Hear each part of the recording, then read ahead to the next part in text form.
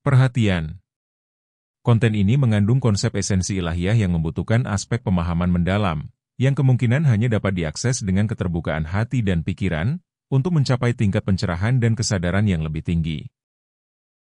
Assalamualaikum warahmatullahi wabarakatuh. Salam sejahtera untuk kita semua. Rahayu, Namaste, Om Swastiastu, Namo Buddhaya. Salam kebajikan dan sehat untuk kita semua. Dan malam hari ini topik dari yang akan disampaikan oleh Pak Agus adalah melawan kematian. Wah, ini menarik nih ya. Kematian dilawan nih kalau sama Pak Agus ya. Ini seru banget. So, tidak berpanjang lebar teman-teman Ibu dan Bapak. Mari kita persiapkan pendengaran penglihatan hati kita untuk belajar malam hari ini dan kita sapa guru kita. Apa kabar Pak Agus? Damang, sehat? Ya, Iya. Alhamdulillah Kang. Dan Alhamdulillah. Sehat ya Pak Agus ya? Alhamdulillah. Terima kasih dan kita udah nggak sabar untuk mendengarkan apa yang akan disampaikan. Kita semua kangen sama Pak Agus, so the stage is yours. Monggo Pak Agus. Baik, terima kasih Kang Agus. Bismillahirrahmanirrahim. Assalamualaikum warahmatullahi wabarakatuh. Alhamdulillah, wassalatu wassalamu ala rasulillah, la haula wa la quwata illa billah. Bapak, Ibu, dan saudara-saudara sekalian, sahabat semuanya, Alhamdulillah, mudah-mudahan sehat semuanya. Hari ini mudah-mudahan Allah sedang menyiapkan berkah yang banyak buat kita semua dalam pembelajaran ini. Ada satu tema yang menarik yang akan kita kaji pada kesempatan kali ini. Saya coba share dulu temanya. Share screen dulu ya. Oke. Ya, sahabat sekalian, jadi hari ini kita akan mengkaji satu tema yang sebetulnya sangat dekat dengan kita semua, kematian ya. Rasulullah mengajarkan kepada kita ada sebuah, ya, diingatkan oleh Rasulullah tentang zikrul maut. Zikrul maut itu ingat kematian. Tetapi yang menarik ternyata di dalam Al-Quran, dalam ajaran agama Islam, bukan hanya kematian yang disuruh mengingat, melainkan juga kehidupan.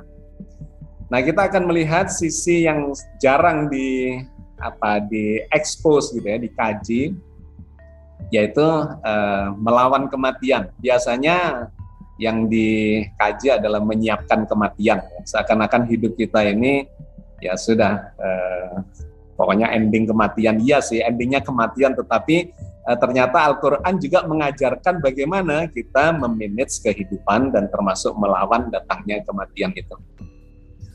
Bapak, Ibu, dan sahabat sekalian, ini adalah salah satu judul buku saya yang juga dianggap kontroversial dari 60-an judul buku yang saya tulis, Melawan Kematian. Hari ini kita akan mencoba melihat bagaimana Al-Quran mengajarkan kita sesungguhnya untuk melawan datangnya kematian, bahkan secara instinktif.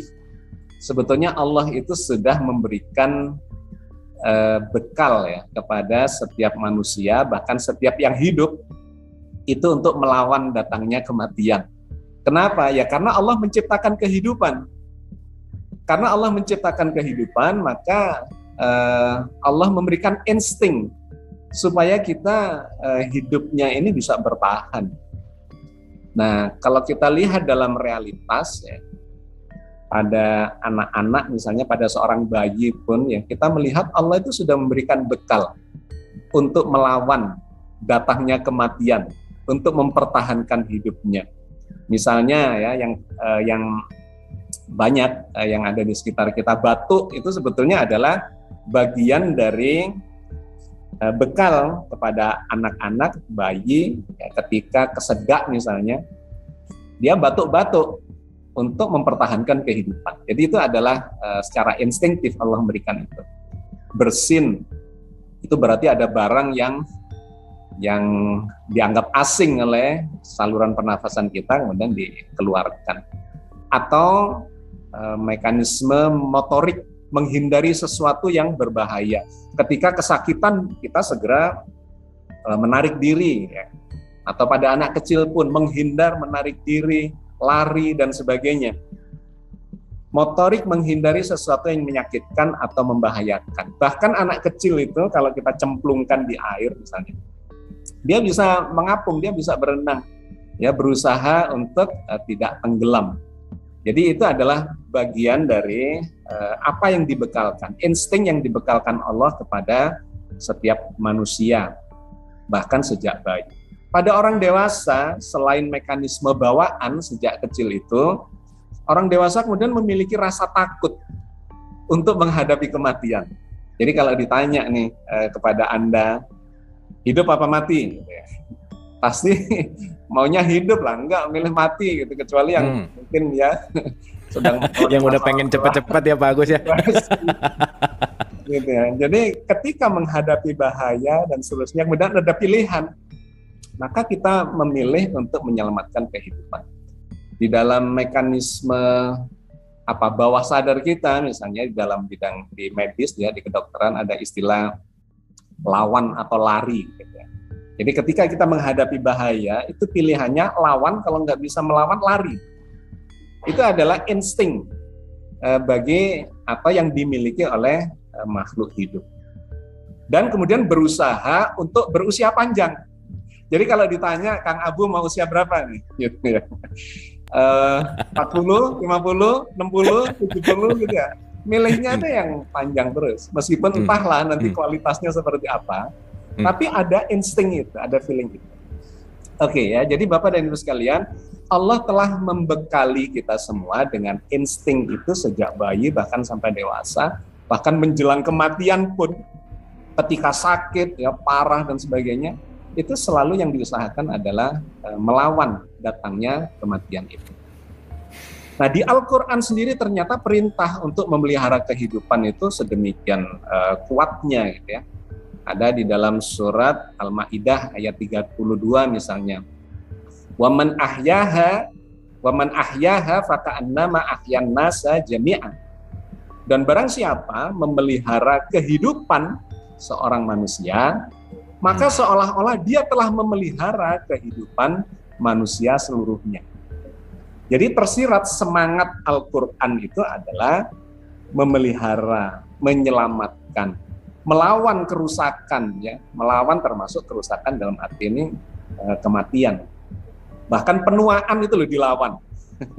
Ya, jadi ilmu pengetahuan, perkembangan sains dan teknologi di bidang kedokteran, di bidang kesehatan, wah itu luar biasa perhatian manusia untuk melawan datangnya kematian, bahkan melawan datangnya penuaan, anti-aging. Ya, nanti kita akan lihat sebagainya bagaimana sains dan teknologi berusaha untuk melawan atau memperlambat penuaan dan melawan datangnya kematian. Jadi Al-Quran itu memberikan motivasi yang sangat besar kepada kita semua untuk memelihara kehidupan, sehingga bunuh diri misalnya ya dilarang. Meskipun di negara-negara maju itu bunuh diri itu sekarang diberi ruang, dipayungi secara hukum. Boleh memilih gitu ya. Itu adalah hak azazi katanya. Kalau ada seseorang sudah merasa hidupnya tidak berguna, tidak bermanfaat, dan kemudian dianggapnya penuh dengan penderitaan, memilih eutanasia misalnya gitu ya. Memilih untuk mati, itu diperbolehkan di negara-negara liberal. Tetapi Islam melarang bunuh diri, membunuh diri sendiri, membunuh anak dan sebagainya. Itu dilarang. Wahai orang-orang yang beriman, janganlah kamu saling memakan harta sesamamu dengan jalan yang batil, kecuali dengan jalan perniagaan yang berlaku dengan suka sama suka di antara kamu. Nah, kemudian muncul kalimat ini. Dan janganlah kamu membunuh dirimu sendiri. Sesungguhnya Allah Maha Penyayang kepadamu. Kenapa ada larangan ini? Ya karena ada orang yang memiliki kecenderungan untuk melakukan bunuh diri dikarenakan berputus asa dan sebagainya. Tetapi Allah mendorong, jangan. Allah itu Maha Penyayang, jangan berputus asa. Di ayat yang lain digambarkan dan tidak berputus asa kecuali orang-orang yang ingkar, kata Al-Quran. Jadi yang demikian ini dorongannya sangat kuat kalau kita coba kumpulkan ayat-ayat yang mencoba membangun, memelihara ya kehidupan itu. Dilarang bunuh diri, dilarang membunuh karena takut miskin misalnya. Dan janganlah kamu membunuh anak-anakmu karena takut kemiskinan. Kamilah yang akan memberi rezeki kepada mereka dan juga kepadamu. Sesungguhnya membunuh mereka itu adalah sesuatu dosa yang besar. Kita mencoba melihat semangatnya itu loh, ya. motivasi yang diberikan oleh Al-Quran untuk memelihara kehidupan ini. Jangan merusak gitu ya, di ayat yang lain lagi dikatakan, jangan merusak. Allah tidak menyukai kerusakan. Kenapa? Allah Maha Pencipta, Allah menciptakan dan kemudian memelihara, maka janganlah kita melakukan perusakan itu. Allahu khaliqu kulli syai' wa huwa ala kulli syai'in wakila. Allah menciptakan segala sesuatu dan Dia terhadap segala sesuatu itu memeliharanya. Surat Zumar ayat 62. Allah menciptakan segala sesuatu dan memeliharanya. Jadi banyak sekali kita lihat di sekitar kita, bahkan di seluruh jagat raya, yang tidak terjangkau oleh tangan manusia. Siapa yang memelihara? Allahu Rabbul Alamin. Jadi istilah Rabbul Alamin itu adalah Tuhan ya, bernuansa Tuhan yang memelihara, mendidik, gitu ya, mengarahkan, memproses, gitu ya, secara sustainable untuk mencapai tujuan tertentu. Itu bertaburan di dalam Al-Quran. Allah Maha memelihara, Allah Maha memelihara. Allah lah yang menciptakan segala sesuatu dan terhadap segala sesuatu itu Allah memeliharanya. Innallaha la yuhibbul mufsidin. Sesungguhnya Allah tidak menyukai orang-orang yang berbuat kerusakan. Jadi bukan hanya soal kehidupan dalam arti manusia, tetapi kehidupan binatang, kehidupan tumbuhan, ya, lingkungan hidup kita. Bahkan ada ayat yang menggambarkan misalnya dalam surat Rum, Zaharal fasadu fil barri wal bahri bima kasabat aydin nas liyudhiqahum ba'dalladzi amilu la'allahum yarji'un. Telah nyata, telah zohir, telah nyata bencana di daratan, fil barri wal bahri, di daratan dan di lautan, yang disebabkan oleh ulah tangan manusia. Zaharal fasadu fil barri wal bahri bima kasabat aydin nas, disebabkan oleh ulah tangan manusia. Liyudhiqahum ba'dalladzi amilu, agar Allah merasakan, ya, memberikan hasilnya itu kepada kita, biar kita merasakan hasil dari perbuatan tangan kita. La'allahum yarji'un, mudah-mudahan mereka segera menyadarinya. Ayat-ayat yang seperti ini bertaburan di dalam Al-Quran, yang kalau kita simpulkan itu sesungguhnya adalah motivasi, dorongan kepada kita untuk memelihara kehidupan ini.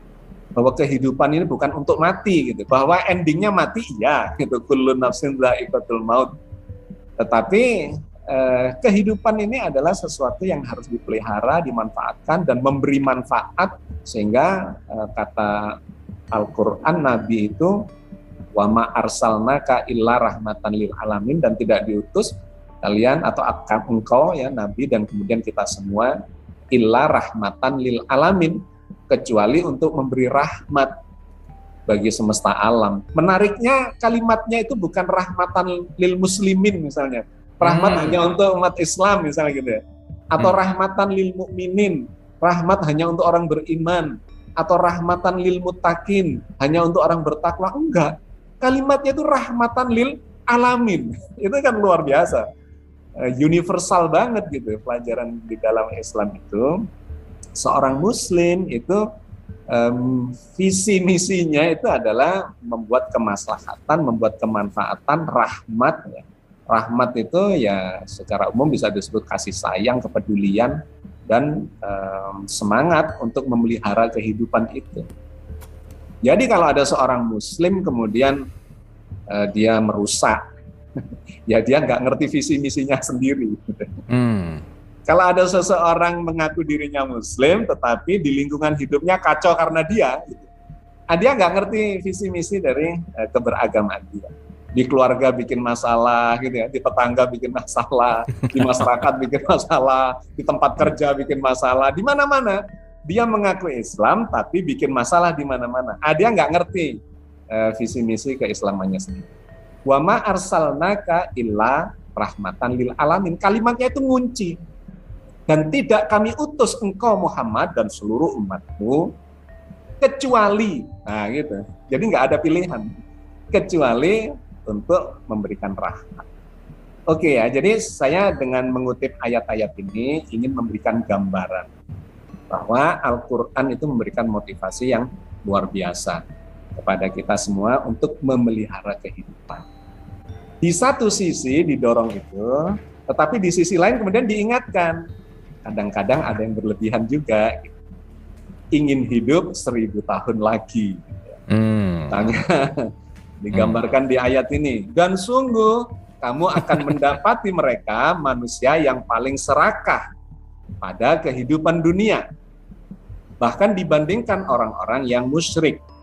Masing-masing mereka ingin agar diberi umur 1000 tahun. Padahal umur panjang itu sekali-kali tidak akan menjauhkannya dari penderitaan, dari azab.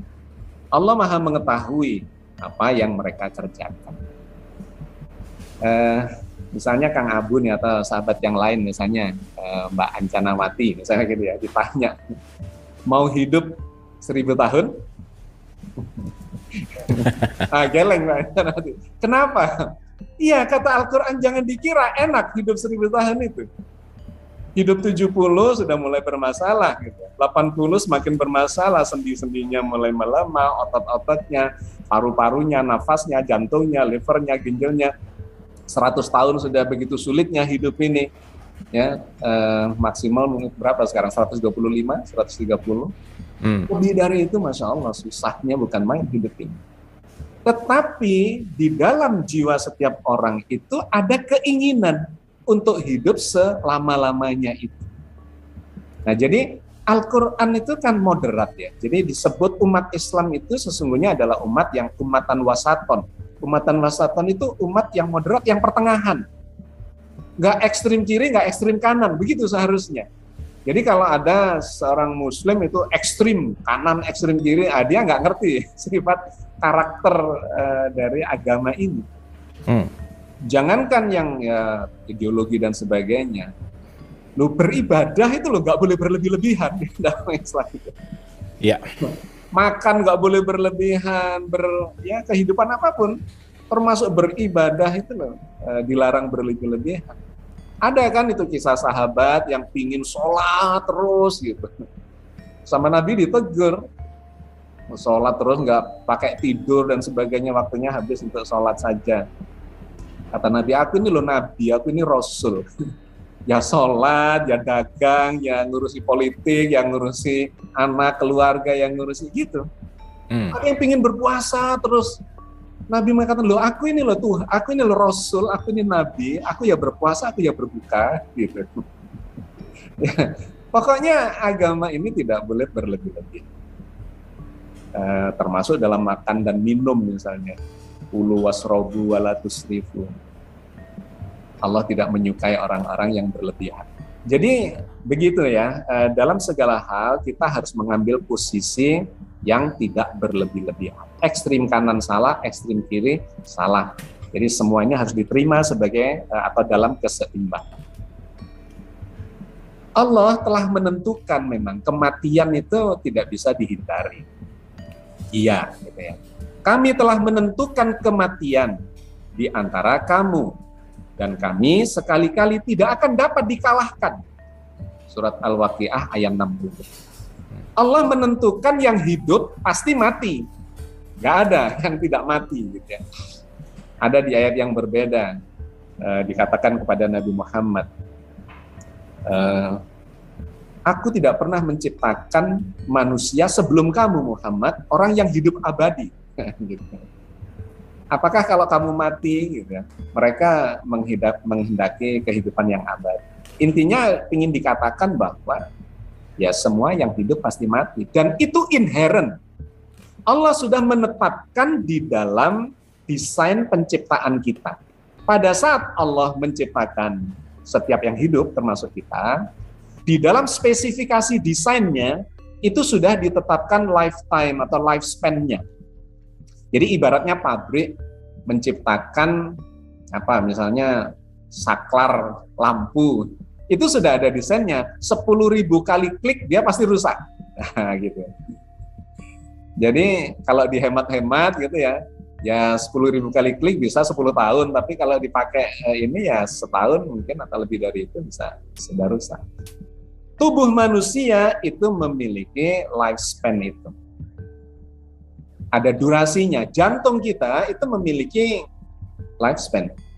Mungkin seseorang oleh Allah sudah ditetapkan kematiannya 100 tahun. Maka desain jantung itu akan mengalami penurunan ya, mulai dari bayi atau dari diciptakan di dalam rahim. Terus ini seiring dengan waktu dia akan mengalami penurunan kualitas dan kemudian mengalami kematian. Jantungnya, livernya, ginjalnya dan sebagainya, begitu organ vital itu mati ya atau rusak tidak berfungsi ya matilah. Nah, itu sudah ada di dalam genetika kita. Ada di dalam kromosom kita namanya untai telomer ya. Untai telomer itu menarik. Dia ada di bagian ujung dari kromosom. Kromosom itu adalah pilihan dari kode-kode DNA. Jadi setiap manusia di dalam selnya ada inti sel. Di dalam inti sel itu ada kode-kode blueprint ya, cetak biru, kode-kode penciptaannya dia.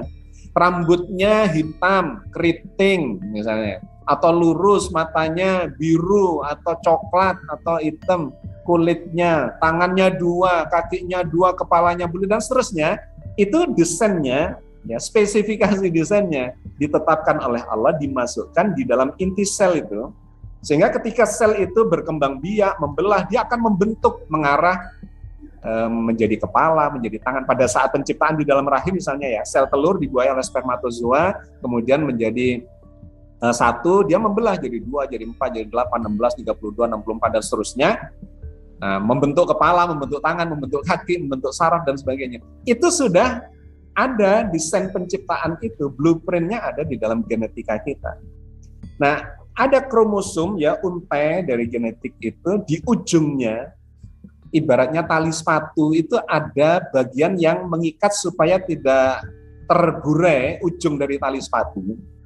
Ada plastiknya tali sepatu di ujungnya. Kalau itu dilepas, maka tali sepatu jadi terurai benang-benangnya. Nah, kromosom kita itu di ujung-ujungnya itu ada namanya telomer itu.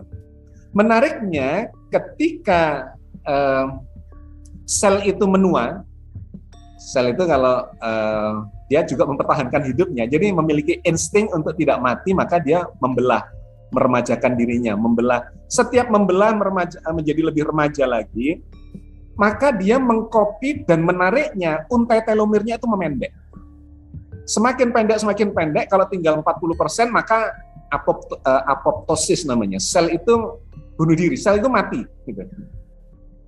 Jadi, Allah itu sudah meletakkan stopwatch di dalam triliunan sel tubuh kita. Stopwatch itu akan bekerja seiring waktu. Seiring dengan waktu di dalam rahim ya, sekian bulan atau sekian hari dia bertumbuh, sekian hari, sekian bulan lahir, kemudian dia nanti bisa mulai berjalan, dia mulai bisa bicara dan seterusnya, tumbuh rambutnya, tumbuh giginya dan seterusnya. Itu sudah ada programnya semua mengacu kepada telomer itu. Jadi ibaratnya komputer kita itu ada pewaktunya di situ, ada time code-nya atau ada timernya. Yang kalau timernya kacau, maka seluruh reaksi atau program di dalam komputer itu menjadi kacau. Sama di dalam tubuh kita mengacu kepada waktu. Nah, kalau waktunya itu kacau, dia akan rusak kacau semua. Oke, yang ingin saya sampaikan adalah Allah sudah menetapkan durasi dari stopwatch itu. Sel jantung, sel ginjal, sel liver rusak dalam 100 tahun misalnya. Nah, maka tidak bisa dilawan. Kematian itu datang dari dalam seiring dengan perjalanan waktu ya. Jadi kami telah menentukan kematian di antara kamu dan kami sekali-kali tidak dapat dikalahkan. Tetapi datangnya kematian itu ditentukan Allah tidak di awal. Yang ditentukan di awal itu kapasitasnya 100 tahun. Tapi kalau kemudian ada seseorang bunuh diri 20 tahun, ya mati 20 tahun. Nggak usah menunggu sampai 100 tahun usia maksimumnya atau lifespan-nya itu. Atau dia mengelola, memanajemeni kehidupannya kacau balau. Maka kesehatannya rusak, jantungnya rusak duluan, parunya rusak duluan. Ya mungkin dia mati 70 tahun, atau mungkin 60 atau 50 dan seterusnya. Ya ini saya nggak tahu pernah nggak kita bahas di sini terkait dengan takdir kematian. Bahwa takdir itu memiliki 2 komponen, qadar dan qada.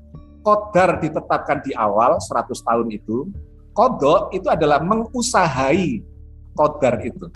Jadi kalau kita ditetapkan 100 tahun, tapi qada kita sambil jalan ya, kita mengusahakan memanajemen kehidupan ternyata kurang bagus, maka Allah akan menetapkan qadanya, ya, mengqadai atau ya menetapkan dengan istilah qada itu matinya tidak 100 tahun tapi mungkin 70, mungkin 60 dan seterusnya. Di mana saja kamu berada, kematian akan mendapatkan kamu, kendati pun kamu berada di dalam benteng yang tinggi lagi kokoh. Kenapa? Karena inherent. Sesungguhnya kematian itu sudah menyatu dengan diri kita sendiri. Oke. Nah ini yang tadi ditanyakan. Umur panjang, kualitas kita itu sebetulnya menurun. Kenapa? Itu hukum alam. Namanya entropi. Jadi seluruh jagat raya, bukan hanya manusia. Seluruh yang ada di alam semesta ya disebabkan oleh ruang yang mengembang, waktu yang bertambah, maka materi dan energinya akan berubah yang ada di dalamnya itu dan akan memunculkan tingkat kekacauan yang lebih tinggi. Jadi gambarannya gini, kalau kita punya 10 kelereng rapat, dia tertata, tidak bisa kacau karena rapat posisinya. Tapi kalau ini kita kembangkan, maka potensi posisi kelereng itu akan menjadi lebih kacau. Kalau kita kembangkan lagi semakin tinggi tingkat kekacauannya. Jadi jagat raya yang mengembang itu memunculkan kekacauan yang semakin tinggi. Maka barang-barang yang katakanlah makanan yang segar tidak akan menjadi lebih segar seiring dengan waktu, tetapi akan membusuk, semakin rusak dan membusuk. Anda punya mobil, punya kendaraan, ditaruh di garasi, nggak dipakai setahun, 2 tahun, kropos, 5 tahun, 10 tahun kropos. Bikin bangunan rumah yang kuat sekuat apapun, 100 tahun, 200 tahun, berapa tahun, rusak. Tubuh manusia dari muda menjadi tua, rusak, mati. Jadi tren alam itu adalah menuju pada kerusakan. Namanya dalam fisika disebut entropi. Entropinya meningkat terus. Nah, umur panjang semakin ya panjang umur kita, ya kualitas hidup kita itu sesungguhnya menurun. Dan barang siapa yang kami panjangkan umurnya, niscaya kami kembalikan dia kepada awal kejadiannya. Maka apakah mereka tidak memikirkan? Gitu ya, Allah itu banyak kali di dalam Al-Quran memancing kita supaya berpikir. Beragama itu harus berpikir untuk mendapatkan, ya mulai kalau di tasawuf mulai dari syariatnya, hakikatnya, tarekatnya sampai ma'rifatnya, itu dilalui berproses dengan akal sehat. Barang siapa dipanjangkan umurnya, maka dia akan kembali pada kondisi semula. Dan di antara kamu ada yang diwafatkan, ada pula di antara kamu yang dipanjangkan umurnya sampai pikun, hingga dia tidak mengetahui lagi sesuatu pun yang dahulu telah diketahui. Ya, di ayat-ayat di bagian kedua ini saya ingin menyampaikan bahwa Al-Quran mengingatkan, di satu sisi kita diberi insting untuk memelihara kehidupan, tapi di sisi lain diingatkan, jangan berlebihan. Karena berlebihan itu bukan berarti kita akan menjadi lebih baik. Bisa saja ternyata menjadi tidak baik. Maka Al-Quran mengajarkan yang sedang-sedang saja. Poin pentingnya hidup itu adalah bermanfaat. Jadi produktivitas, kemanfaatan, rahmatan lil alamin dan seterusnya itu yang digambarkan ya. Sunatullah itu seimbang. Sebagai suatu sunatullah yang telah berlaku sejak dahulu, kamu sekali-kali tidak akan menemukan perubahan bagi sunatullah itu. Jadi alam ini dibangun berdasar pada keseimbangan. Kalau terjadi ketidakseimbangan, terlalu ekstrim ke kanan, maka dia akan cenderung kembali ke tengah. Kalau kebablas ke kiri, ekstrim kiri, dia akan cenderung kembali ke tengah. Gitu. Hidup ini seperti orang naik sepeda. Kalau kita terlalu miring ke kanan jatuh, terlalu miring ke kiri jatuh, kita harus senantiasa berusaha di dalam keseimbangan. Itu yang disebut sebagai adil. Adil dalam segala hal. Adil terhadap diri sendiri, adil terhadap keluarga, adil terhadap tetangga, adil terhadap masyarakat, adil gitu ya. Semuanya digambarkan oleh Al-Quran dalam keseimbangan. Wahai manusia, apakah yang telah memperdayakan kamu terhadap Tuhanmu yang Maha Pemurah, yang telah menciptakan kamu lalu menyempurnakan kejadianmu dan menjadikan tubuhmu dalam keseimbangan, dalam bentuk apa saja yang Dia kehendaki, Dia menyusun tubuh. Jadi tubuh kita itu memiliki ada sistem untuk sustainable, ya, mempertahankan hidup secara sustainable yang disebut sebagai homeostasis dan homeodinamis. Tubuh ini memiliki kemampuan beradaptasi. Kalau kedinginan, maka tubuh akan mengeluarkan energi supaya hangat, gitu. Kalau kepanasan, tubuh akan mengeluarkan mekanisme supaya mendinginkan. Kalau terlalu capek, maka muncul alarm sakit semua, disuruh beristirahat. Kalau terlalu kurang tidur gitu ya, maka muncul alarm ngantuk, suruh beristirahat. Pokoknya begitu. Jadi kita ini harus memahami ini adalah prinsip yang sangat mendasar di dalam agama ini terkait dengan segala macam ya sunatullah yang digambarkan Allah dalam keseimbangan. Karena itu Al-Quran melarang kita untuk ya ekstrim kanan ekstrim kiri dalam keseimbangan, umatan wasatan. Oke. Sahabat sekalian, maka terkait dengan apa yang telah kita, jadi poin-poin dari yang kita sampaikan tadi, kita mendapati manusia itu memiliki feeling, memiliki insting untuk mempertahankan kehidupan itu. Ya, jadi ini adalah upaya-upaya yang akan kita lihat nanti lebih detailnya ya, untuk mempertahankan kehidupan. Mulai dari ya ini perkembangan sains dan teknologi dalam bidang kesehatan, apa yang disebut sebagai anti-aging pills, pil untuk anti-aging, melawan penuaan. Banyak di ilmuwan-ilmuwan Rusia yang mencoba menemukan pil dalam bentuk pil secara kimiawi yang diminum untuk to slow the aging process, memperlambat proses penuaan. Nanti akan kita lihat secara kimiawi. Jadi intinya adalah tubuh kita ini membutuhkan nutrisi. Kalau nutrisinya seimbang, bagus, maka tubuh ini akan dalam keadaan yang bagus. Tetapi kalau nutrisinya kemudian banyak makan junk food, banyak makanan-makanan yang ya tidak bermanfaat buat tubuh kita dan kemudian hanya menjadi lifestyle hidup itu, pola makannya buruk dan seterusnya, maka kita akan mengalami proses penuaan lebih cepat. Nah, dengan secara kimiawi dicoba untuk mengatasi itu. Yang kedua, perkembangan yang lebih dahsyat adalah lab grown organs. Organ-organ vital yang ditumbuhkan di laboratorium.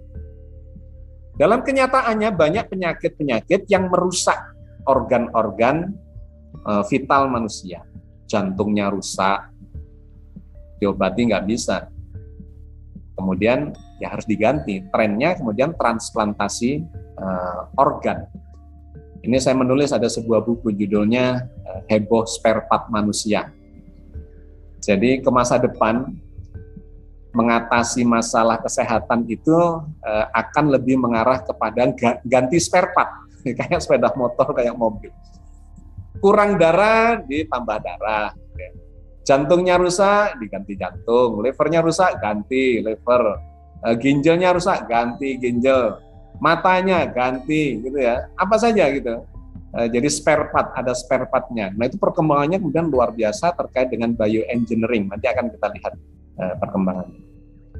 Jadi lab grown organs itu jantung, paru-paru, dan ada organ-organ lain yang bisa ditumbuhkan, dikembangbiakkan atau dikloning di dalam lab, kemudian ditransplantasikan. Ya, jadi ini adalah upaya untuk melawan kematian. Yang atas ini anti-aging pill secara kimiawi, yang ini secara spare part. Yang ketiga ada gene terapi, terapi genetik. Jeff Bezos ini adalah salah satu bilioner atau ya orang terkaya dunia. Is funding research to regenerate cell, untuk meregenerasi sel, mendanai penelitian-penelitian terkait dengan sel yang menua itu diusahakan untuk diregenerasi, dimudahkan lagi, and slow the aging process, dan memperlambat. Jadi ada namanya telomer tadi. dia ini bisa memendeknya itu cepat. Kalau kita ini teroksidasi terus ya, jadi misalnya di lingkungan yang buruk, maka sel-sel kita itu lebih cepat menua. Nah, itu dikarenakan untai telomernya tadi memiliki kecepatan memendek yang cepat, yang tinggi gitu ya durasinya. Nah, ada satu upaya secara genetik, karena itu ada perintahnya di dalam genetik, untuk memperlambat proses pemendekan dari telomer itu, disebut sebagai telomerase. Ada enzim, ada zat-zat atau cara-cara, teknik-teknik tertentu untuk memperlambat datangnya atau proses penuaan itu, ya secara genetik. Perkembangan lain lagi pada robot ini ya, spare part robot itu nanti kan gini, manusia itu ke depan akan banyak organ-organnya yang bisa digantikan dengan mesin. Tangannya putus gitu ya, diamputasi, diganti tangan robot, kakinya dan seterusnya gitu ya. Bahkan jantung mulai ada diganti dengan pompa dan sebagainya. Nah, nanti ada blood injection, itu ada aliran darah yang sekarang dikembangkan ya, masuk dikombinasi dengan mesin. Oke. Nah, di atasnya adalah blood injection terkait dengan organ biologis. Jadi plasma from young people could be transfused into the elderly. Orang yang sudah menua kemudian ditransfusi plasma darah dari orang-orang yang lebih muda, yang lebih sehat, yang lebih muda. Diharapkan akan terjadi regenerasi ya, mekanisme memperlambat penuaan. Dan yang paling ngeri ya, atau luar biasa yang digagas oleh Elon Musk ini misalnya brain upload, mengunggah isi otak. Jadi kita pernah membahas rasanya tentang menyelam ke samudra jiwa dan ruh, bahwa diri manusia terdiri dari lapisan badan kasar, yaitu badan material, kemudian jiwa dan ruh. Nah, jiwa manusia itu ada di dalam otak kita. Seluruh pengalaman hidup kita itu terekam di otak kita dalam bentuk sirkuit-sirkuit saraf. Nah, nanti menarik akan kita lihat, isi otak itu bisa di-download, bisa di-upload, bisa ditransfer dan sebagainya. Itu adalah perkembangan sains dan teknologi mutakhir. Oke, Bapak dan Ibu sekalian, ya ini kita ingin mendetailkan upaya-upaya melawan kematian itu yang sekarang terus terjadi dan memakan biaya miliaran dolar. Yang pertama adalah pil anti-aging. Ya, bekerja secara kimiawi, secara nutrisional dan hormonal. Jadi dipasok dengan nutrisi yang bagus, dengan hormon-hormon yang bisa memperlambat kinerja dari penuaan itu pada kulitnya, gitu ya. Sekarang banyak, terutama wanita-wanita atau mungkin juga laki-laki sekarang pada kulit, anti-aging. Otot-otot, ya misalnya pada militer. Wah, itu sekarang bukan hanya sekarang, sudah lama dilakukan penelitian bagaimana caranya menjadikan seorang tentara militer yang memiliki kekuatan fisik hebat gitu ya. Nah, itu menggunakan semacam ini, pil-pil atau zat-zat kimiawi untuk itu. Di ototnya, di tulangnya supaya nggak cepat keropos, di organ-organ vitalnya, bahkan di moodnya, itu terkait dengan hormon. Kalau hormonnya nggak benar mekanismenya, ya ada kelainan secara hormonal, maka moodnya bisa kacau. Best anti-aging suplemen. Nah, ini yang sekarang ramai. Vitamin C, minum banyak vitamin C untuk mengurangi atau memperlambat proses penuaan. Minum zinc. Gitu. Ada lagi resveratrol ya. Ini ada di dalam buah-buahan ini. Ada quercetin, ada vitamin E, ada epicatechin, ada coenzim dan sebagainya. Ini sekarang menjadi bisnis yang luar biasa di seluruh dunia. Kenapa? Karena manusia pada dasarnya ingin hidup abadi, tidak ingin cepat menua, ingin melawan datangnya kematian dan seterusnya. Jadi ini menjadi bukti ya, fakta bahwa kita ini sesungguhnya melawan datangnya kematian. Secara sepintas kata melawan kematian itu seakan-akan negatif. Kematian kok dilawan, apa bisa menang? Ya pasti kalah sih, tetapi ingin memperlambat datangnya kematian itu. Nah, Bapak dan Ibu sekalian, sahabat semuanya, hati-hati terkait dengan vitamin-vitamin itu atau zat-zat yang tadi disebutkan anti-aging gitu ya.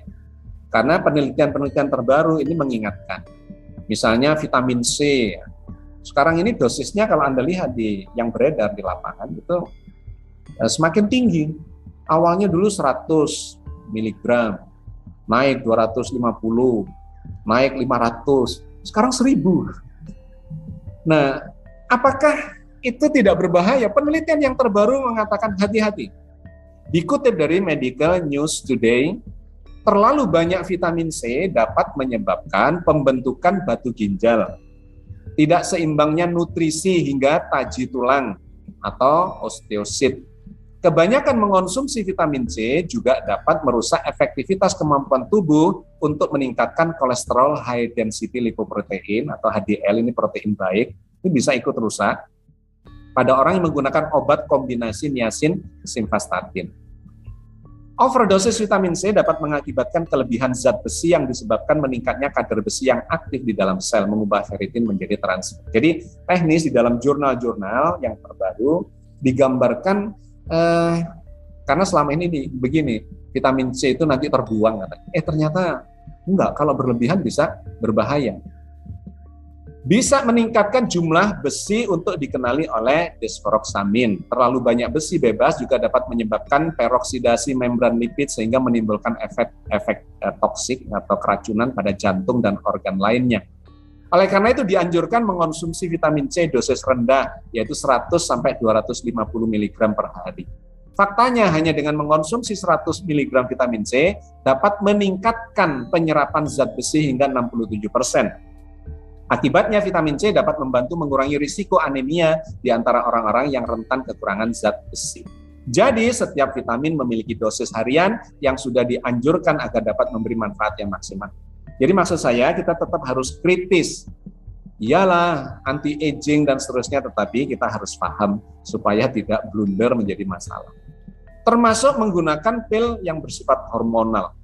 Dikutip dari Daily Mail, namun setelah Kairin melakukan konsultasi ulang dengan Dr. Daniel Sister, ia mendapat masukan bahwa pil DHEA, dehydroepiandrosterone, ya, sejenis hormon untuk anti-aging, itu bukan obat ajaib.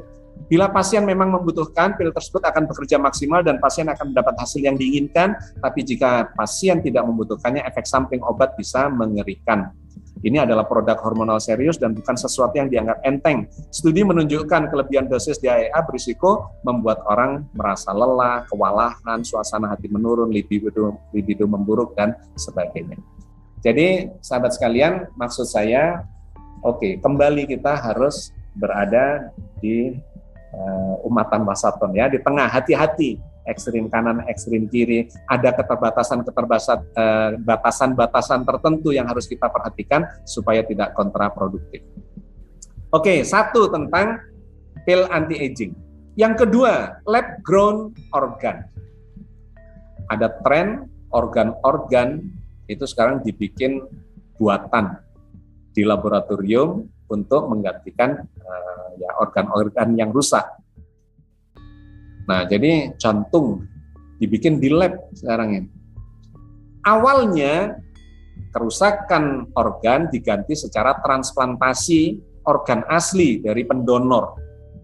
Jadi diambilkan dari pendonor, misalnya jantungnya rusak, diambilkan jantungnya orang yang meninggal, yang baru meninggal, yang cocok, yang bisa diterima, ya, menjadi donor, ya, kemudian ditransplantasikan. Kalau jantung ya harus dari donor meninggal. Tapi kalau liver itu bisa dipotong sepertiganya atau setengahnya atau 2/3-nya, itu dari donornya masih bisa tumbuh. Saya punya beberapa kawan yang transplantasi liver, ada yang sebagian, ada yang total 100%. Awalnya donor dari makhluk, dari sesama manusia, ya, dari secara biologis. Tetapi kemudian dikembangkan organ buatan. Wah, ini yang menarik perkembangannya, melalui rekayasa stem cell, sebagainya dari orang lain, sebagainya dari pasien itu sendiri.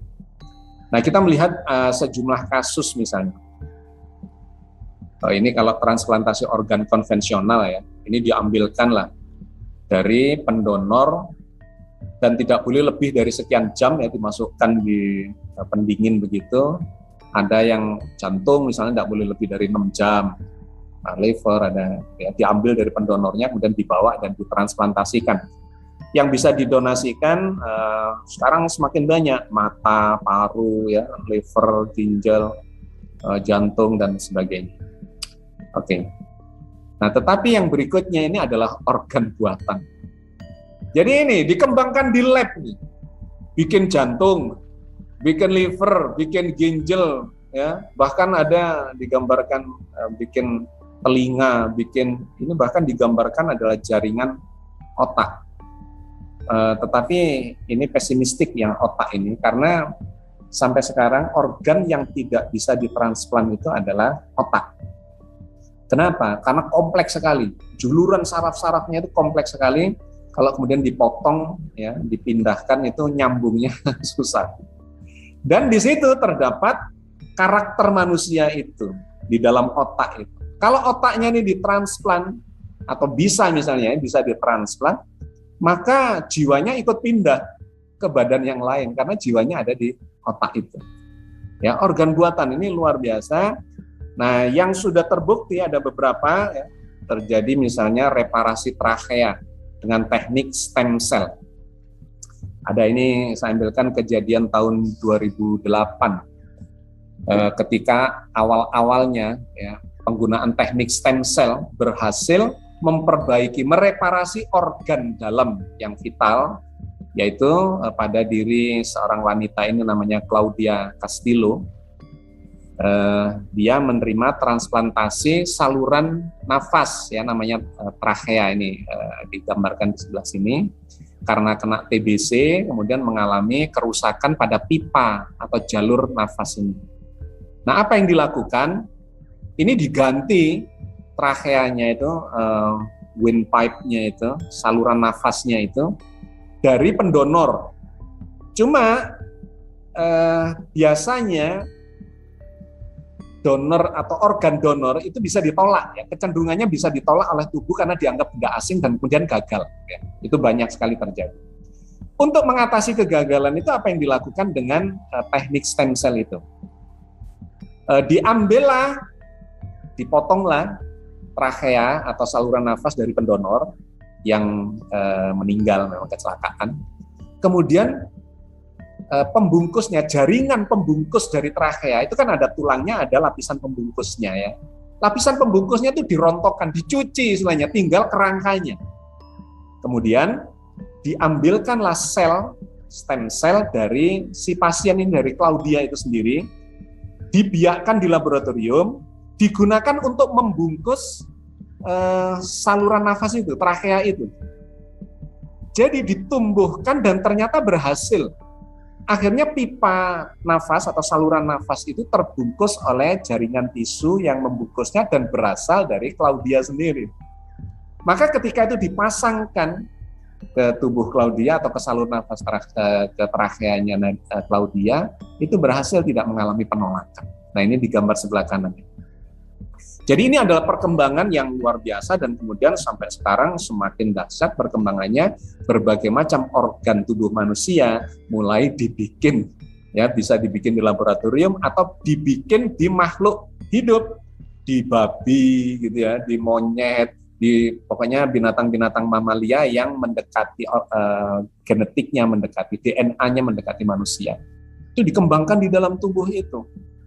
Dan seterusnya ya, panjang cerita tentang itu, tetapi poin penting yang ingin saya sampaikan adalah insting untuk mempertahankan kehidupan manusia telah memunculkan ide untuk menciptakan organ-organ buatan itu ya. Oke.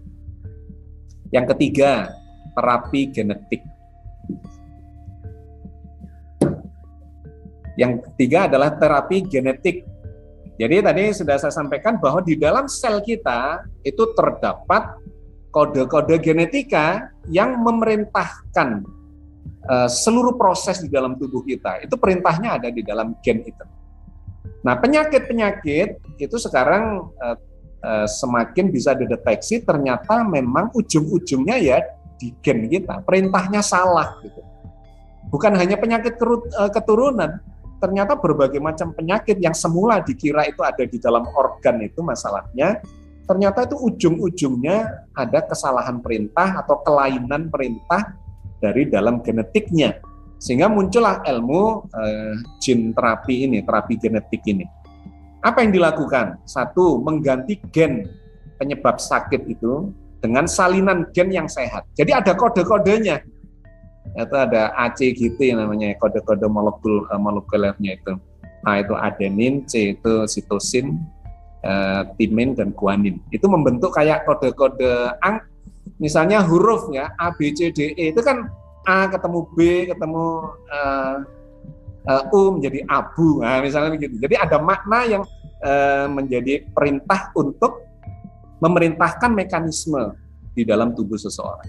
Nah, itu yang diganti ketika terjadi kelainan. Mengganti gen penyebab penyakit dengan salinan gen yang sehat dari luar nanti disisipkan di dalam gennya sehingga perintahnya menjadi benar.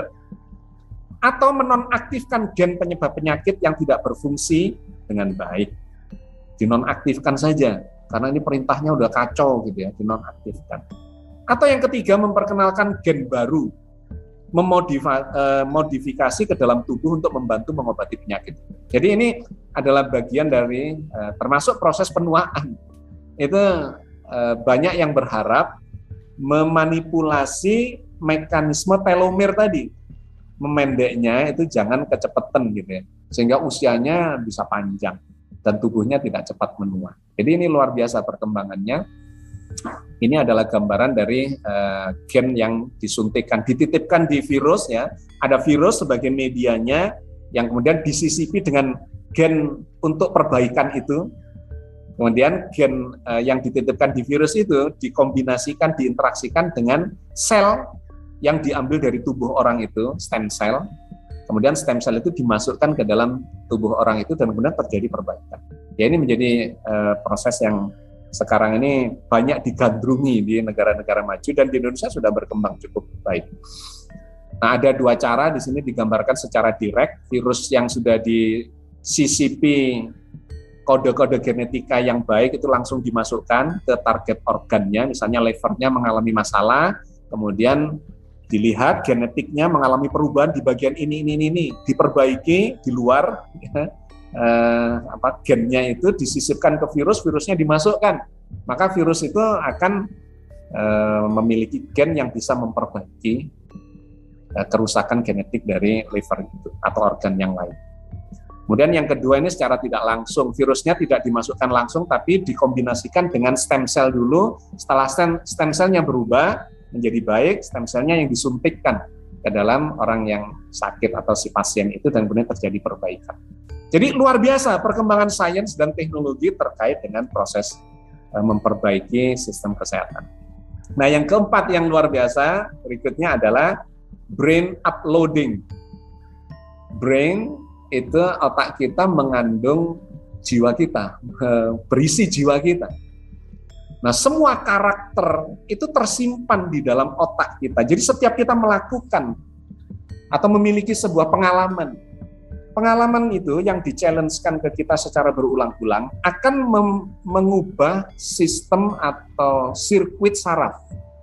Jadi misalnya begini, orang yang tidak bisa bersepeda, kemudian dilatih bersepeda, jatuh bangun berulang-ulang, maka akan terjadi perubahan pada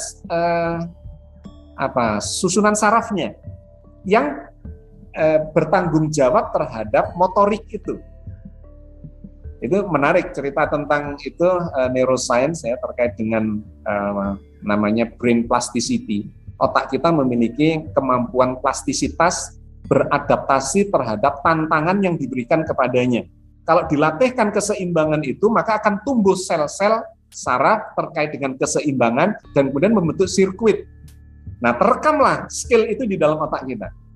Jadi mulai dari masa kecil kita, bayi diajari segala macam, sampai dewasa ini, itu semuanya program aplikasi, itu sama seperti sebuah program aplikasi yang diinstal ke otak kita.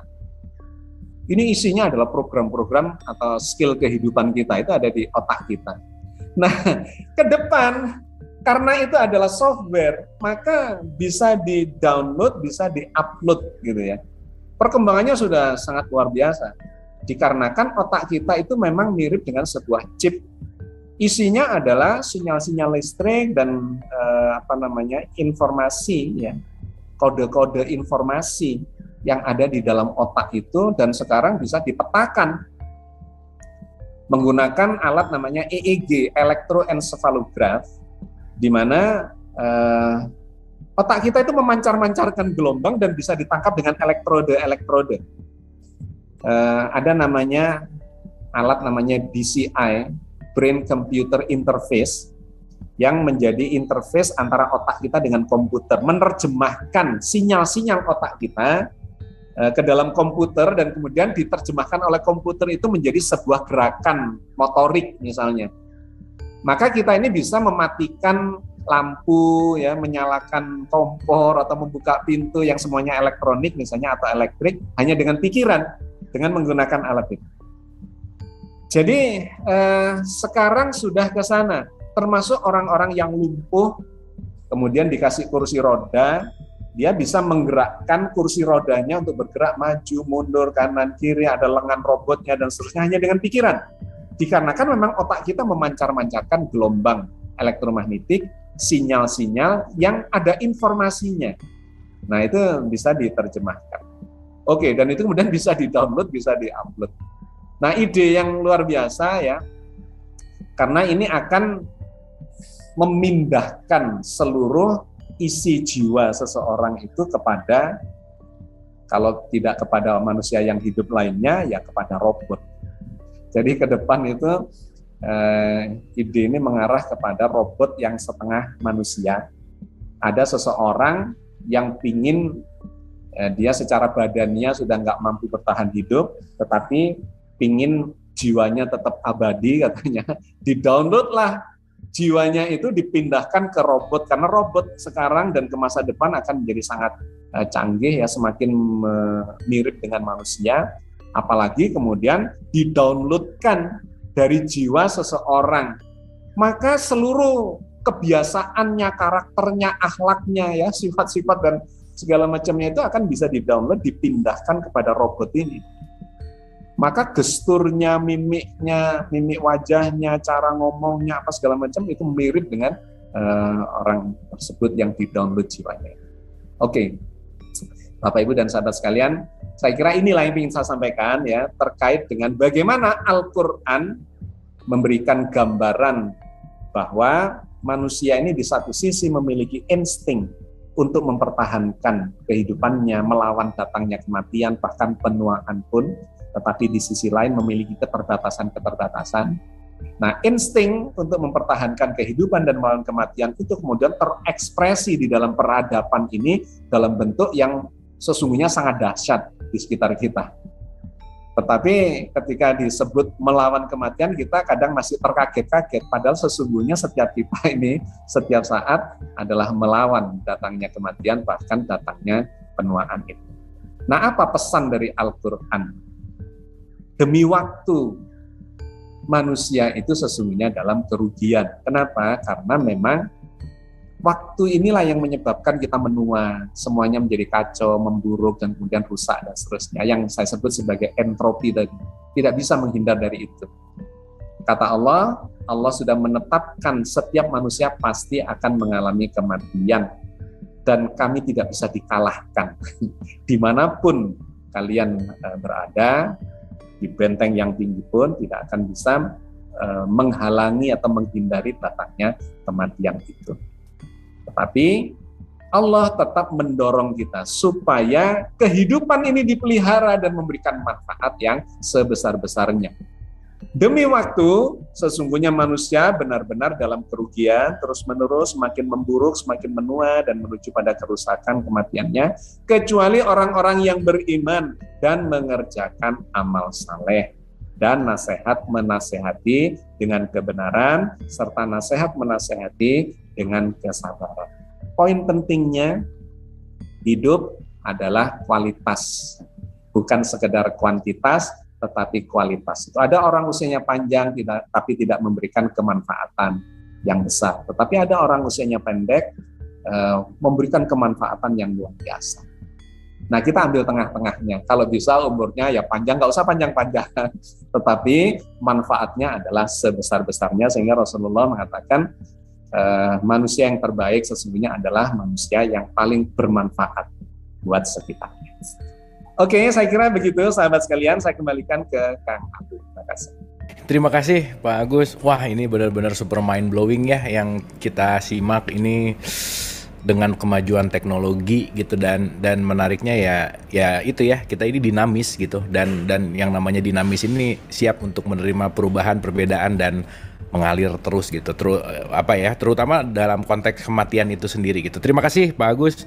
Malam hari ini saya rasa kita punya sudut pandang yang berbeda dari yang lain gitu ya, dari sebelumnya tentang kematian itu sendiri gitu. Nah, ada beberapa yang saya notes gitu, dan teman-teman kalau ada pertanyaan seperti biasa raise hand boleh, chat juga boleh, silahkan ya kita diskusi gitu, karena saya rasa ini topik yang sangat menarik gitu. Oke. Nah, berbicara tadi kita ini pada dasarnya kan pengen memperpanjang hidup gitu ya kira-kira.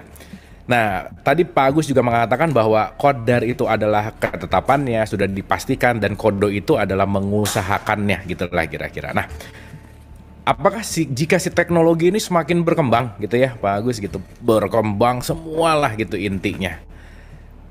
Apakah takdir ini juga dalam tanda petik bisa dilawan tuh, dalam artian gini, ya bisa memperpanjang yang harusnya 100 bisa jadi 150 gitu misalkan. Dan kalau kita ngelihat AI, kalau kita ngelihat robotik gitu, peran manusia ini pelan-pelan tuh tergeser gitu Pak Agus gitu. Nah, yang jadi pertanyaan, masa depan kita tuh gimana gitu?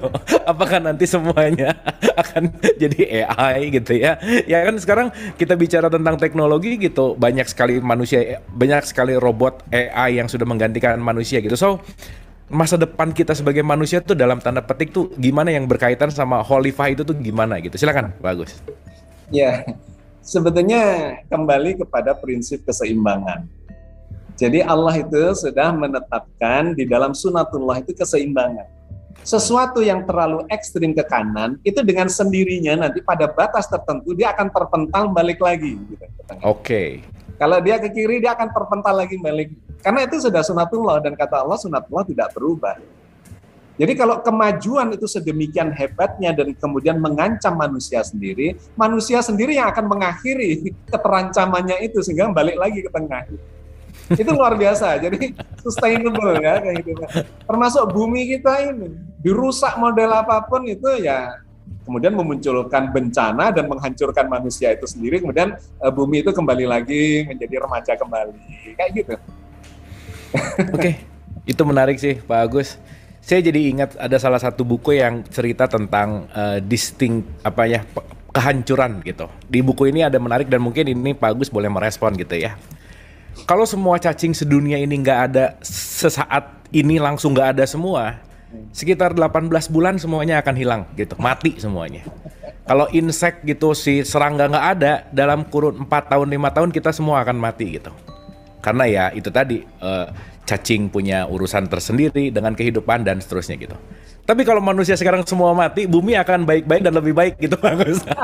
Kalau manusia semua mati, bumi akan baik-baik dan lebih baik gitu. Nah, berkaitan dengan ini kan hal yang menarik gitu. Tadi saya jadi ingat Arum itu bahwa ada kerusakan gitu ya intinya. Nah, gimana sih sekarang untuk menyadari bahwa ya balik lagi ya, kalau kita ngambil Trihita Karana Bali kan adalah harmony with God, harmony with people, harmony with nature gitu. Ini sesuatu yang seimbang gitu. Sementara peran agama, sains, dan ya teknologi-teknologi ke depan ini kaitannya akan seperti apa Pak Agus? Silakan. Ya, agama Islam ini kan sesungguhnya agama fitrah, ya kan?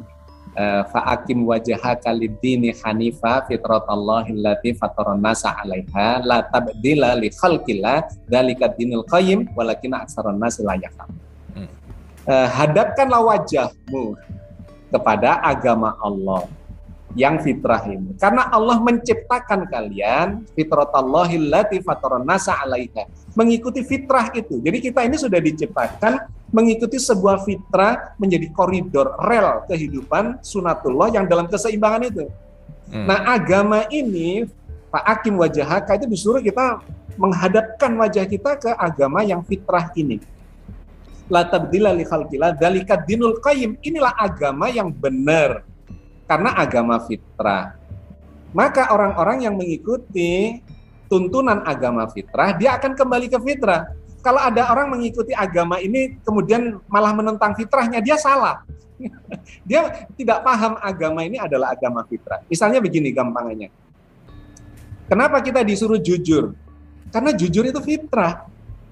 Orang kalau dibohongi itu nggak suka gitu ya, pasti memunculkan masalah. Kenapa disuruh adil? Adil itu fitrah. Begitu tidak adil, muncul masalah. Kenapa disuruh sabar? Sabar itu fitrah. Orang yang nggak sabaran akan ketemu masalah. Kenapa disuruh ikhlas? Ikhlas itu fitrah, gitu ya. Jadi seluruh ajaran agama ini adalah fitrah. Bukan kebutuhannya Allah, kita disuruh sholat, disuruh puasa, disuruh zakat, disuruh segala macam ibadah, itu adalah untuk mengembalikan manusia pada relnya, pada fitrahnya. Kita butuh puasa, kita butuh berdoa, kita butuh sholat, kita butuh berzakat, berderma, bersedekah, itu butuh loh kita. Kalau enggak itu bisa memunculkan masalah. Jadi kalau ditanya apa peran agama ini cuma mengingatkan. Ya, ada di sebuah ayat dikatakan bahwa Al-Quran ini sesungguhnya adalah peringatan bagi semesta alam. Mau mengikuti monggo silahkan, nggak ngikuti juga silahkan. Nggak ada urusannya Allah. Allah itu tidak akan direndahkan hanya karena kita tidak beribadah. Nggak ada urusan.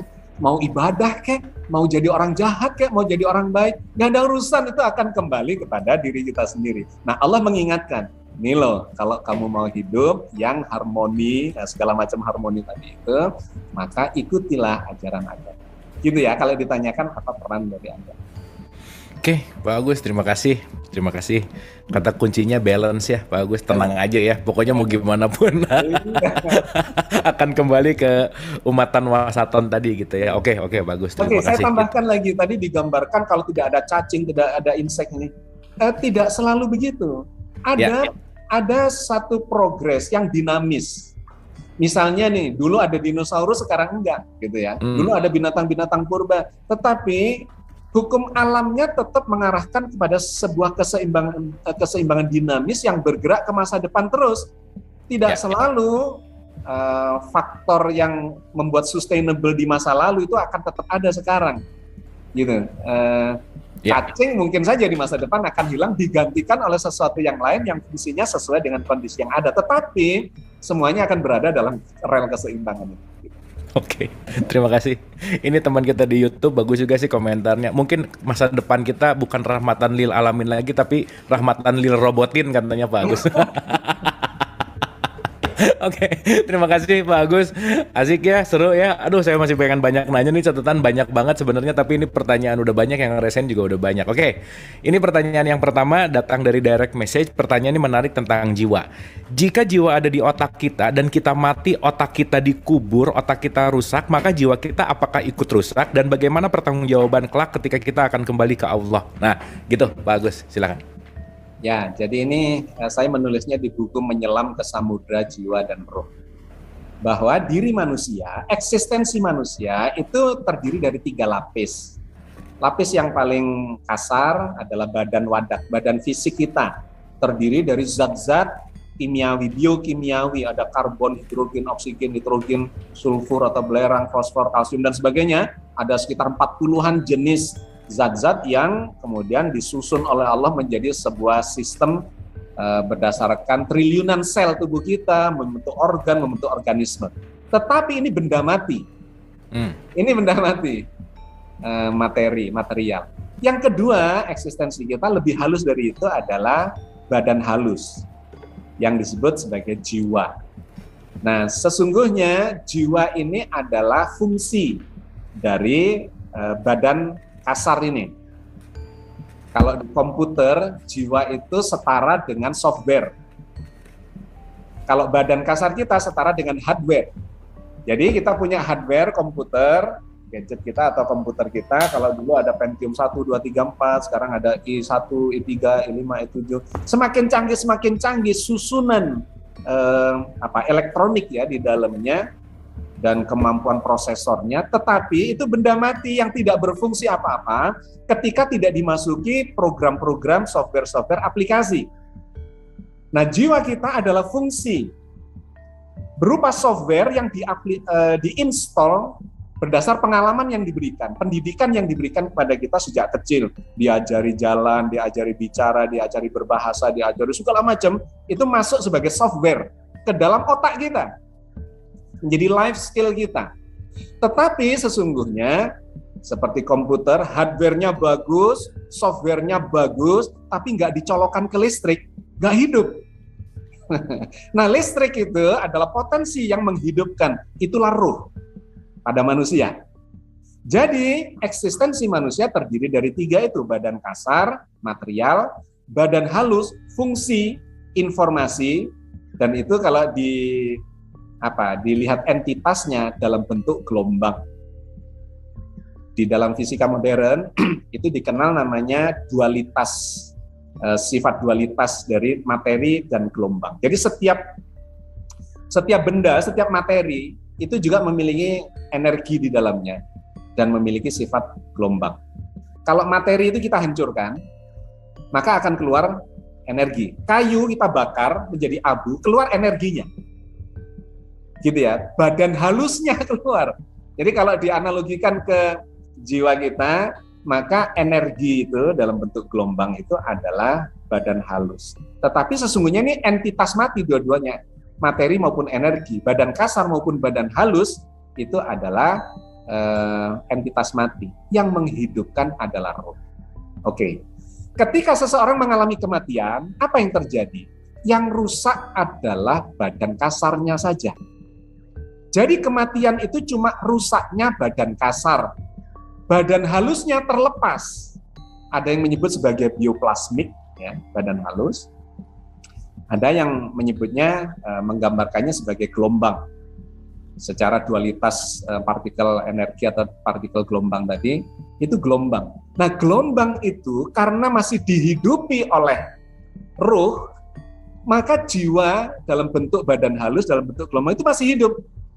Karena itu di dalam Al-Quran, dalam surat Ali Imran 169 misalnya dikatakan, jangan kau kira orang yang mati itu mati. Orang yang gugur di jalan Allah itu mati. Mereka itu tetap hidup, bahkan mendapatkan rezeki di sisi Allah. Atau dikatakan di ayat yang lainnya, di 154 Al-Baqarah, cuma kalian tidak menyadarinya. Jadi kematian bukan berakhirnya kehidupan sesungguhnya, tetapi rusaknya badan kasar, sedangkan kehidupan itu sendiri masih numpang di badan halus. Dia hidup di alam jiwa, bukan di alam material, tetapi di alam energial. Itu masih menyimpan informasi. Gampangnya radio, ada sebuah pemancar radio, stasiun radio, dia memancarkan gelombang. Di gelombangnya itu ada informasi yang kita bisa tangkap di radio kita. Ada lagu-lagu, ada penyiarnya lagi ngomong, lagi apa saja program-program itu. Tidak ada badan kasarnya, tetapi gelombang itu bisa menyimpan informasi. Jadi badan halus kita itu masih menyimpan informasi dalam bentuk gelombang itu. Seluruh amal perbuatan kita itu masih ada di badan halus itu. Oke ya, mudah-mudahan ketangkap. Jadi kita tetap hidup dalam badan halus dan seluruh amalan itu masih ada terekam di sana. Dan menariknya, ini ketika mati di alam barzah, kita menunggu datangnya hari kebangkitan. Oke, terima kasih. Mungkin untuk lebih detail, ya, saya kaji di YouTube saya terkait dengan tak ada azab kubur, ya, sebuah kajian yang kontroversial bahwa di alam barzah itu tidak ada pengadilan. Pengadilannya nanti setelah dibangkitkan. Badan kasar yang tadinya rusak, hancur di dalam kubur, itu dibangkitkan utuh kembali. Badan halusnya akan dimasukkan kembali ke badan kasar itu, barulah diadili di hari kebangkitan atau hari pengadilan nanti, dan kemudian mendapatkan balasan surga atau neraka. Mudah-mudahan menjawab pertanyaan. Oke, Oke, terima kasih Pak Agus. Kalau mau lebih detail mungkin bisa nonton episode yang sebelumnya tentang jiwa itu ya gitu. Tapi saya rasa ini sangat menjawab sekali. Terima kasih. Oke, karena waktu mungkin kita langsung kumpulin pertanyaan masing-masing yang resen satu pertanyaan dan nanti akan langsung dijawab oleh Pak Agus. Pertama Ibu Anca, silakan. Assalamualaikum Pak Agus. Assalamualaikum Mas Agus. Waalaikumsalam. Pak Silakan Bu. Agus membahas mengenai melawan kematian itu ya. Bagaimana jika kasus kecelakaan yang dalam kecelakaan tersebut salah satu anggota badannya itu tidak ada, tidak terkumpul dalam dimasukkan ke liang lahat karena nggak ketemu, nggak terkumpul. Nah, ya agak bukan klenek ya, wong kenyataan. Nah, mungkin badan rohnya kan mencari ya Pak Agus ya. Rohnya kan mencari karena badannya belum utuh. Nah, apakah dalam pencarian tersebut itu yang bersangkutan itu si yang sudah meninggal ini masih boleh dikatakan dia melawan kematian karena mungkin dia belum siap untuk mati, tapi kok terus mati. Nah, itu bagaimana Pak Agus? Dan yang kedua, masalah koma. Nah, koma itu apa bisa dikatakan pasien yang mengalami koma apa bisa dikatakan dia melawan kematian? Terima kasih Pak Agus. Terima kasih Mas Abu. Oke, terima kasih Bu Anca. Oke, kita kumpulin dulu pertanyaannya ya Pak Agus supaya nanti bisa langsung semuanya gitu. Oke, berikutnya Pak Ade Gapa, silakan.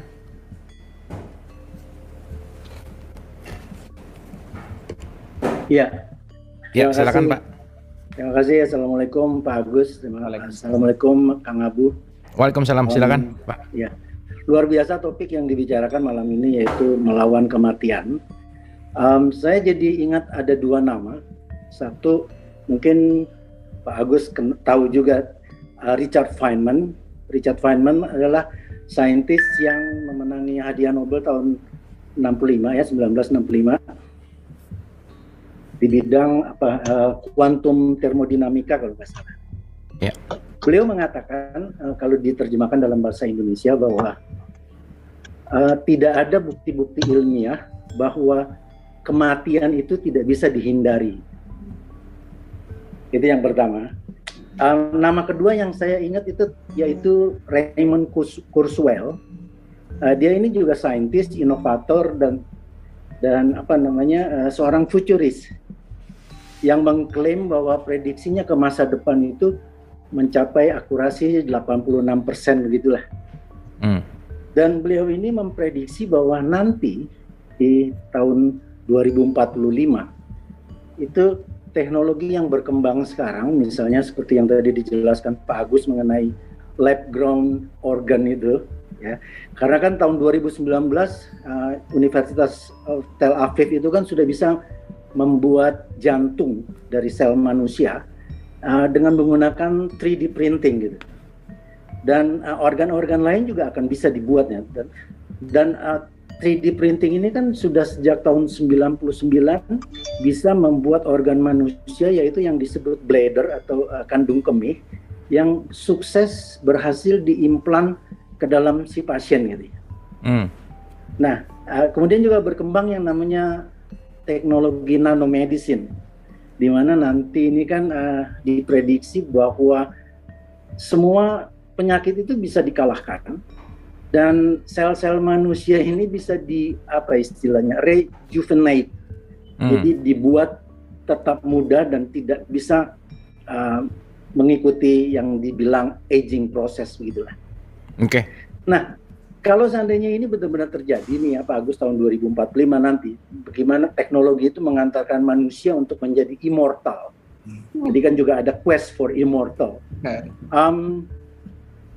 Saya berpikir begini, apakah ini menyiasati kodar atau kodrat Allah subhanahu wa ta'ala mengenai kematian, atau ini suatu anugerah Allah memberikan akal pikiran kita untuk mencapai sampai ke titik tipping point tersebut di mana manusia bisa immortal, gitu ya.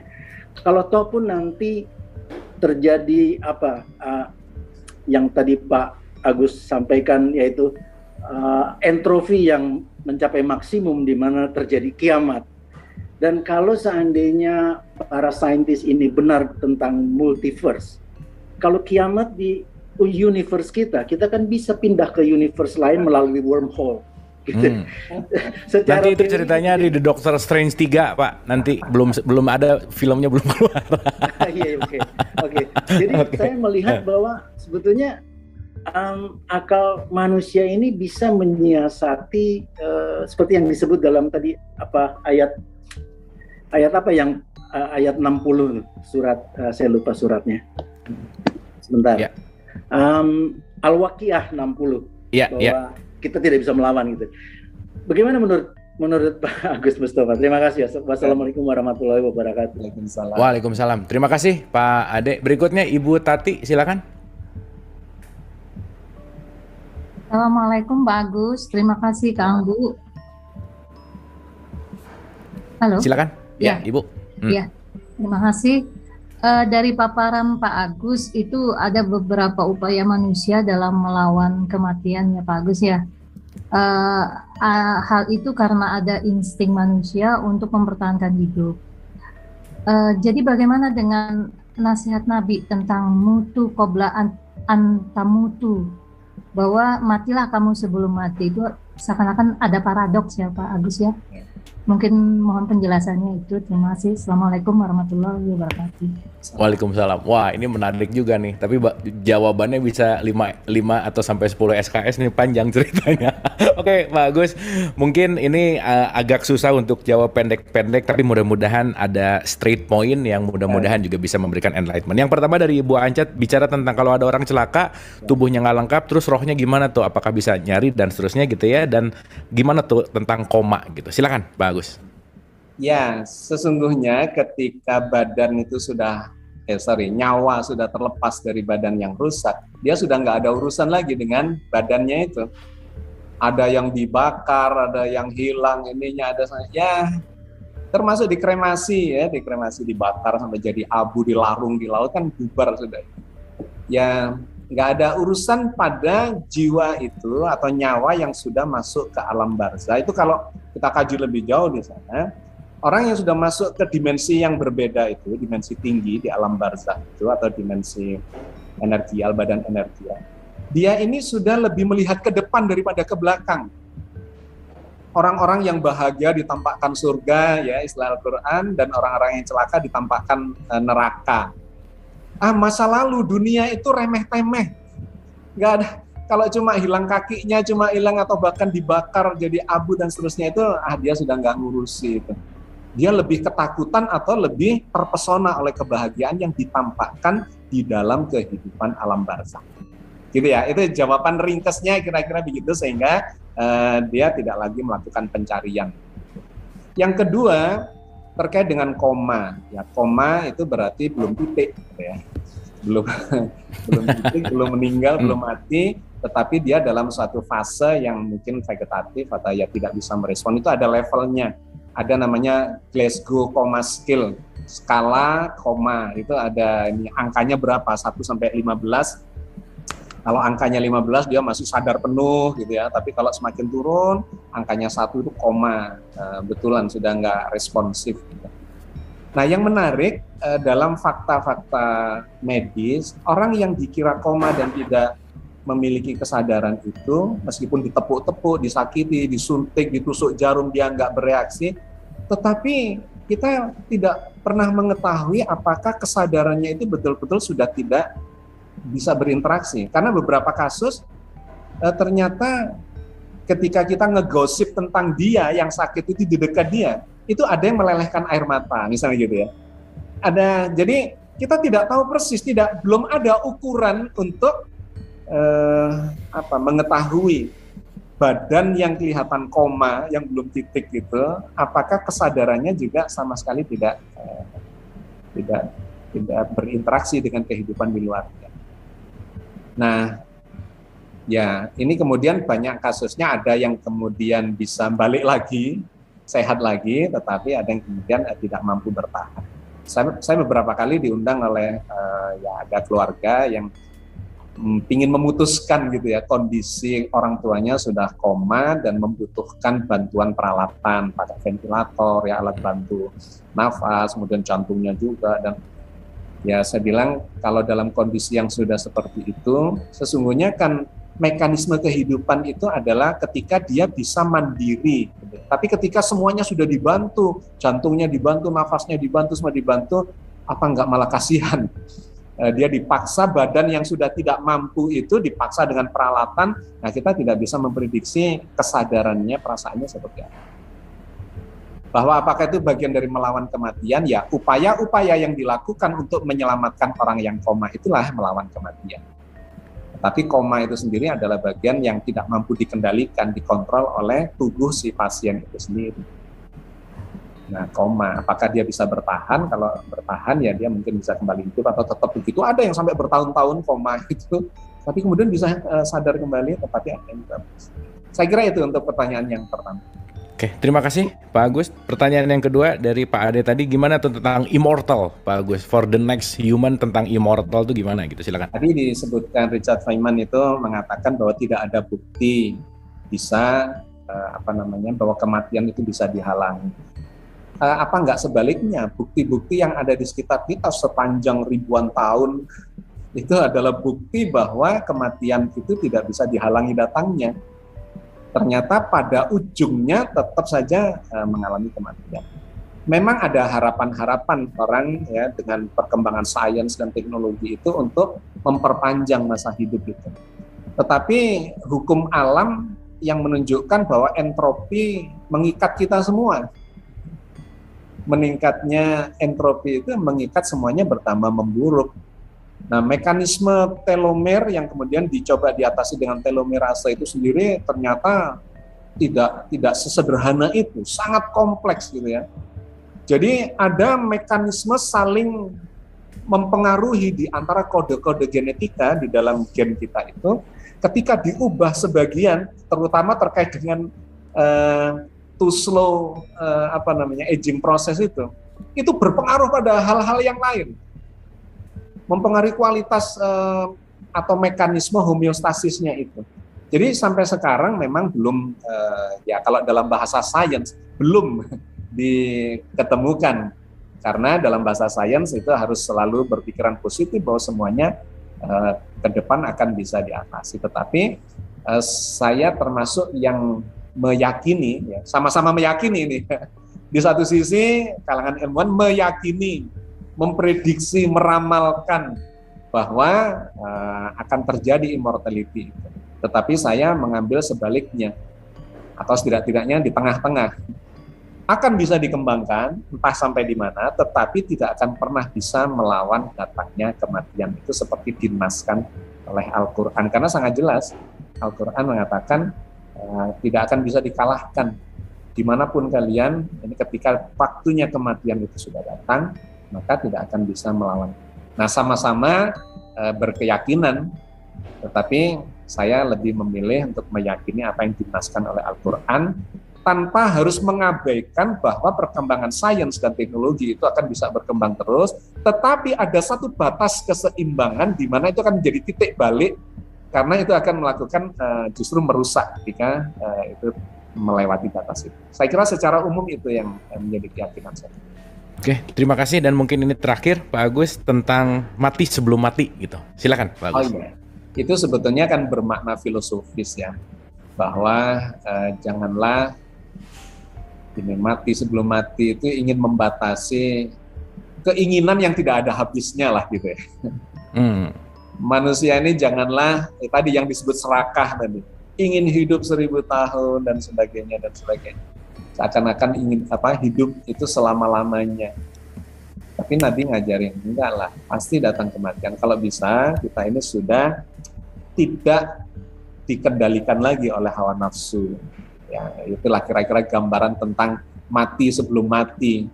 Kita ini sudah bisa mengontrol diri sendiri, yang kalau dalam bahasa Al-Quran sebetulnya adalah berserah diri. Egonya itu sudah sedemikian kecilnya, egonya sudah dimatikan, nah gitu lah. Jadi kan konsep ketauhidan di dalam Islam itu menjadi landasan dari semua perilaku spiritualitas kita. La ilaha illallah. Tidak ada yang lain kecuali Allah, kan gitu. Nah, di dalam kesadaran kita itu menjadi semacam balance ya, antara keseimbangan antara ego kita, ego kemanusiaan kita dengan ego ilahiyah. Nah, mana yang berkuasa di dalam kesadaran kita? Kalau ego kemanusiaan kita sedemikian menonjolnya, maka ego ketuhanan itu hilang dari kesadaran kita. Allahnya tidak hilang, tetapi kesadaran kita yang menghilangkan kehadiran Allah di dalam kesadaran kita. Terus kita ingat untuk ngurus diri saja, soal makan, soal minum, soal harta benda, soal kekuasaan, soal duniawi, dan melupakan Allah. Nah, maka proses yang harus kita lakukan adalah la ilaha illallah. Meniadakan, merendahkan ego kemanusiaan kita serendah-rendahnya dan menghadirkan ego Allah di dalam seluruh kesadaran kita. Karena dengan hadirnya ego Allah itu semuanya akan dikendalikan secara fitrah. Dalam keseimbangan gitu. Sebetulnya poin pentingnya ada di situ. Sehingga saya memahami mati sebelum mati itu adalah mematikan ego, dalam arti bukan kemudian tidak menginginkan apa-apa, tetapi ego yang bersifat nafsiyah atau bersifat nafsu kemanusiaan itu kan seringkali menjebak kita di dalam keinginan yang tidak fitrah gitu, berlebih-lebihan. Kalau sudah ini ingin itu terus gitu ya. Jangan. Matikan saja itu dan sandarkan kepada fitrah kita yang diciptakan oleh Allah dan Allah hadir dalam seluruh kesadaran kita, maka semuanya akan berjalan mengikuti fitrah. Ya tadi itu kata Kang Abu, sebetulnya bikin rusak ini kan kemanusiaan kita. Kembali ke fitrah malah enggak. Tadi ada yang belum saya jawab dari Kang siapa tadi yang sebelumnya berkata siapa ya? Yang soal multiverse tadi ya. Ya, ada multiverse. Bahwa kalau alam semesta universe ini rusak kan masih ada multiverse. Tapi dalam pemahaman saya, kerusakan itu kan terjadi dua kali. Kerusakan bumi saja, peradaban manusia di muka bumi, tetapi jagat rayanya enggak.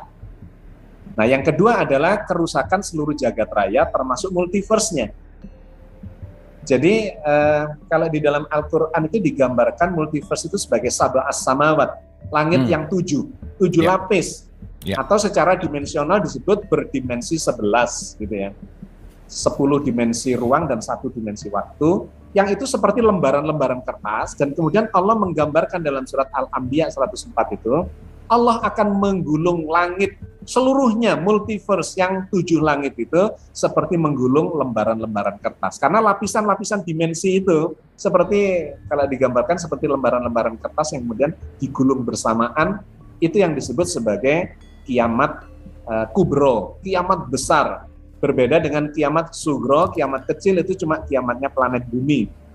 Tapi kiamat sugro adalah hancurnya alam semesta. Sehingga dalam sekali lagi ini pilihan keyakinan bahwa seseorang yang mengalami kematian di sini masuk ke alam barzah di dimensi yang berbeda, nanti dikembalikan lagi di muka bumi itu, dan pada saatnya akan mengalami kehancuran total, tidak kemana-mana, semuanya akan inna lillahi wa inna ilaihi rajiun, kembali kepada Allah. Tadinya nggak ada, kemudian diadakan, dan akhirnya semuanya kembali kepada Allah, termasuk jagat rayanya. Saya kira begitu. Mantap, boleh tepuk tangan buat Pak Agus, luar biasa ya malam hari ini. Asik banget gitu ya, jadi ngeri-ngeri sedap. Di satu sisi kita dipertahankan, tapi yang tenangnya sih Pak Agus, tadi ada sistem di mana semesta Tuhan itu punya keseimbangan, itu sih poinnya ya. Jadi umatan wasaton itu penting sekali karena ya udah ujung-ujungnya ada keseimbangan itu. Jadi itu yang membuat jadi nggak khawatir dan ya udahlah gitu ya, mau gimana juga ya udah gitu. Oke Pak Agus, terima kasih banyak. Terakhir sekali Pak Agus, simpel aja, padat aja, final statement, silakan. Ya, saya kira kita tetap harus melawan datangnya kematian, tetapi tetap ingat bahwa kita satu ketika tidak bisa melawan datangnya kematian dan menyerah kepada yang menciptakan kehidupan dan kematian itu. Poin pentingnya, maka mari menjadi orang yang bermanfaat sebesar-besarnya, mumpung belum datang kematian itu pada kita. Oke, terima kasih sekali lagi. Boleh tepuk tangan buat Pak Agus. Kita sama-sama doakan Pak Agus sehat selalu. Amin. Tidak bosan untuk selalu menginspirasi dan memberikan pencerahan-pencerahan kepada kita semua, karena ya kita semua membutuhkan pencerahan-pencerahan ini. Terima kasih sekali lagi Pak Agus. So, final statement tadi juga mengakhiri jumpa kita malam hari ini. Semoga ya kita lebih aware kepada kematian gitu ya. Jadi ingat status statement Nabi Muhammad mengatakan orang yang cerdas itu orang yang ingat mati gitu. Tapi bukan berarti jadi take it for granted gitu, dilewatkan saja, enggak. Tapi betul tadi statement terakhirnya sangat menarik bahwa mumpung masih ada waktu, outputnya adalah kebermanfaatan, rahmatan lil alamin. Dan satu quotes yang saya dapat malam hari ini yang jelek banget adalah berlebihan belum tentu lebih baik. Itu poin pentingnya. Terima kasih.